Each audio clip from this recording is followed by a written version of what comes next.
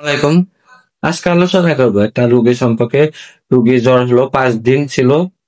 5 দিন পরে ডাক্তার দেখাইতে আসছিল, তখন আমি পরীক্ষা করা হয়েছিল blood, CBC, dengue, IgG, IgM আর ম্যালেরিয়া। কিন্তু রোগীটা টোটাল কাউন্ট বেশি ছিল, সেজন্য ডেঙ্গু ম্যালেরিয়া নেগেটিভ ছিল। আর টোটাল কাউন্ট বেশি থাকার কারণে তাকে আমরা অ্যান্টিবায়োটিক দেওয়া হয় সেফোজিল।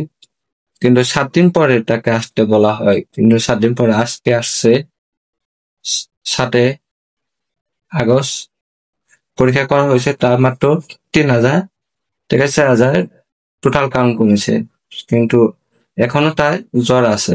জ্বর থাকার কারণে অ্যান্টিবায়োটিক রেসিস্টেন্স, মানে সে এই অ্যান্টিবায়োটিকটা শরীরে কাজ করতেছে না। এই জন্য আমরা তাকে ব্লাড সিএস পরীক্ষা করা হবে। ব্লাড সিএস পরীক্ষা করার পরে নেক্সট ভিডিওতে আপনাদের কোন অ্যান্টিবায়োটিক যাবে, কোনটা রেসিস্টেন্স আছে, কোনটা বেশি গ্রহণ করেছে, এগুলো আমি নেক্সট ভিডিওতে বলবো।